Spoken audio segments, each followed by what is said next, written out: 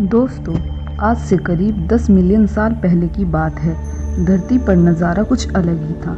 इंसानों का कोई नामो निशान नहीं था और कुछ भयंकर जानवरों का राज चल रहा था पूरे प्लेनेट पर। डायनासोर्स, ऐसे डायनासोर्स जो कि इतने बड़े कि बिल्डिंग से भी ऊंचे होते थे, जिनका जबड़ा इतना ताकतवर कि आपकी हड्डियों को ही चकनाचूर कर दें 1 सेकंड के अंदर अंदर, और जिनकी रफ्तार इतनी तेज़ कि ऑलमोस्ट 90 किलोमीटर प्रति आवर की स्पीड से दौड़ते थे।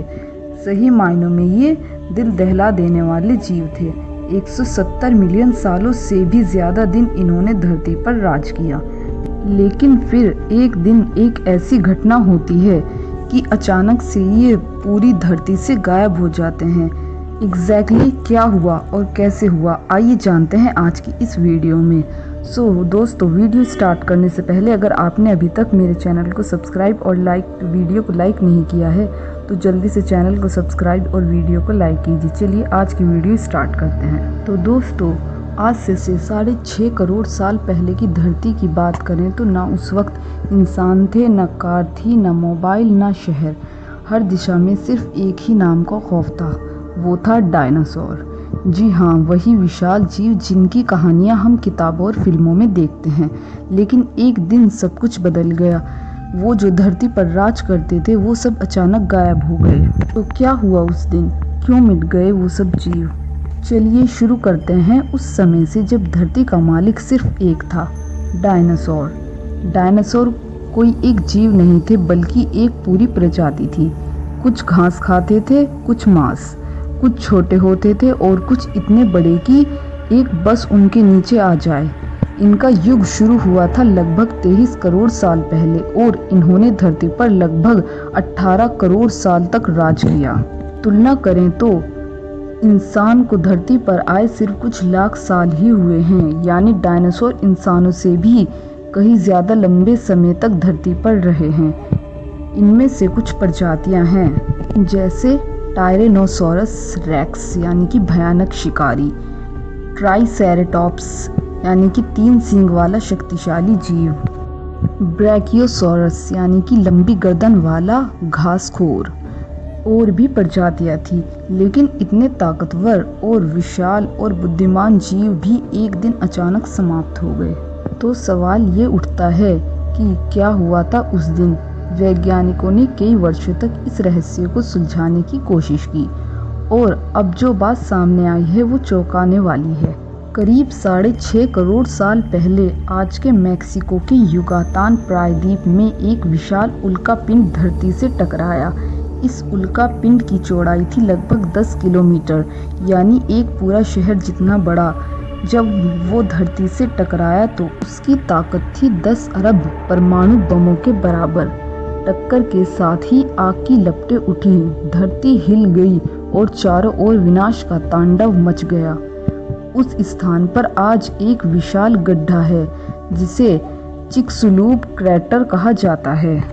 ये उल्कापिंड वहीं गिरा था। धमाके के तुरंत बाद हवा में धूल और धुआं इतना फैल गया कि सूरज की रोशनी महीनों तक धरती पर नहीं पहुंची थी।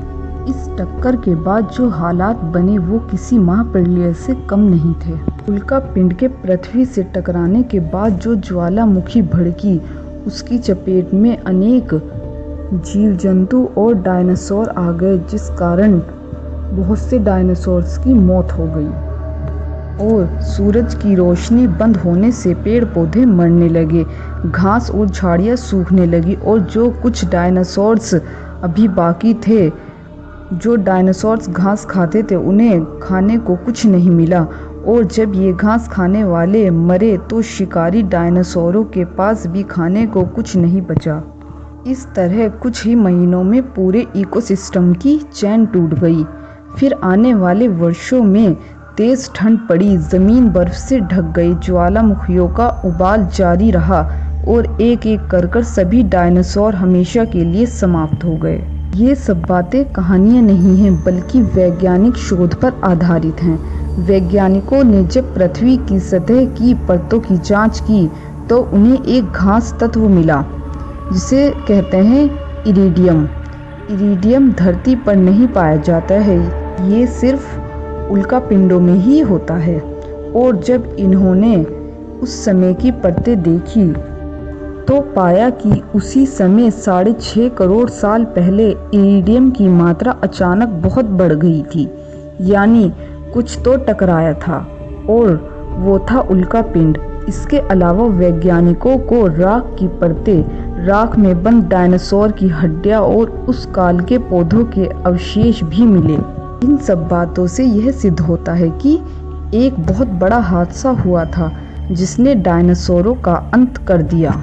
लेकिन कुछ लोग इससे सहमत नहीं हैं। उनका मानना है कि क्या पता कोई एलियन आया हो, या डायनासोरों में कोई बड़ी बीमारी फैली हो, या फिर धरती का चुंबकीय क्षेत्र अचानक बदल गया हो। कुछ वैज्ञानिक कहते हैं शायद ज्वालामुखी फटने की वजह से गैसें निकली हों और उसने पूरी जलवायु को बिगाड़ दिया। हालांकि सबसे ज़्यादा प्रमाण उल्कापिंड सिद्धांत के ही पक्ष में है। फिर भी आज तक 100% यकीन से कोई नहीं कह सकता कि सिर्फ वही वजह थी। अब सवाल यह उठता है कि क्या डायनासोर पूरी तरह समाप्त हो गए हैं? तो जवाब है नहीं।